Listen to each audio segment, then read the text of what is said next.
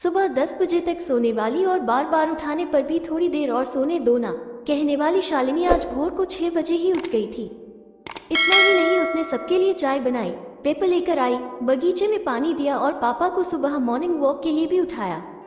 सभी लोग शालिनी को बड़ा आश्चर्य से देख रहे थे। सभी का एक ही सवाल था, शालिनी तुम ये क्या कर रही हो?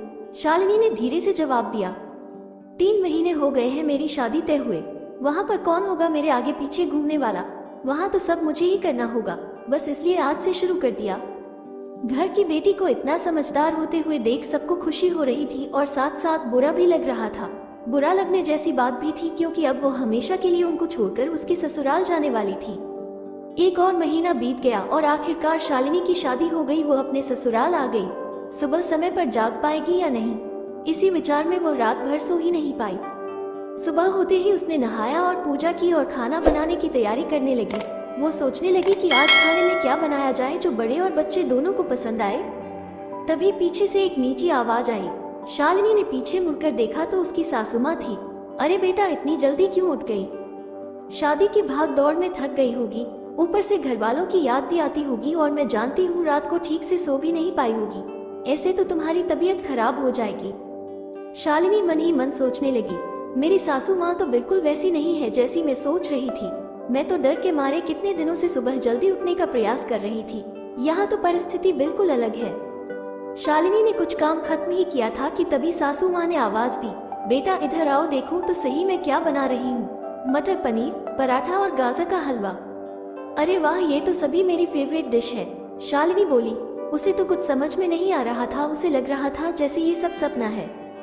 शालिनी को एहसास हुआ कि यह सपना नहीं सच है। सासू माँ ने कुछ कहा, शालिनी सुन नहीं पाई। वो थोड़ी डर गई। उसे डरा हुआ देखकर सासू माँ ने कहा, शालिनी जरा इधर तो आओ, यहाँ तो बैठो। मेरी बात ध्यान से सुनो और समझो, शादी मतलब लड़की की परीक्षा नहीं होती है। तुम्हारी शादी सिर्फ मेरे लड़के से नहीं हुई है। जितनी जिम्मेदारी उसकी तुम्हें खुश रखने की है, उतनी ही हम सबकी भी। हमने तुम्हें घर सिर्फ काम करने के लिए नहीं लाया है।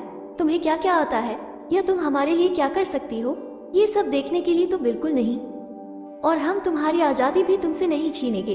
अगर अपनी बात करूं तो मुझे सिर्फ एक अच्छी फ्रेंड चाहिए थी। मैं बिल्कुल नहीं मानती कि बहू ने सुबह सुबह जल्दी उठकर पूजा पाठ करना चाहिए। और मैं ये भी नहीं मानती कि बहू को बहुत अच्छा खाना पकाना ना चाहिए।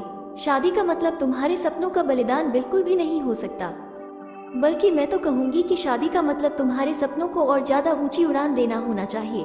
हम सब हमेशा तुम्हारे साथ हैं, हर दिन हर पल। शालिनी की शादी को अब 10 साल बीत चुके थे। इन 10 सालों के सफर में उसने जो अनमोल रिश्ते कमाए थे उनमें से एक थी माँ। जी हाँ, वही सासू माँ जो अब उसकी माँ बन चुकी थी। शालिनी ने अपने जीवन में काफी उतार चढ़ाव देखे थे, लेकिन उसके मन में यह एक सोच बहुत पक्की बैठ चुकी थी कि जब भी उसके लड़के की शादी होगी और वो घर में बहू लाएगा तो वो भी अपनी सासू माँ की तरह ही अपनी बहू के साथ व्यवहार करेगी। टीवी सीरियल्स में सास बहू को दिखाया जाता है, वही वास्तविकता है, ऐसा बिल्कुल नहीं है। समय के साथ लोग बदलते हैं, लोगों के विचार बदलते हैं। कुछ गलत लोग जरूर जीवन में आते हैं, लेकिन सभी गलत हो ऐसा जरूरी नहीं। आखिर में यही कहूंगा कि बहू मतलब बेटी ही होती है। गलतियां तो हर किसी से होती है, इसलिए बहू के साथ भी वैसा ही व्यवहार करें जैसा खुद की बेटी के साथ करते हैं। आशा करती हूँ कहानी आपको पसंद आई होगी। चैनल पर नए हैं तो सब्सक्राइब करना ना भूलें। धन्यवाद।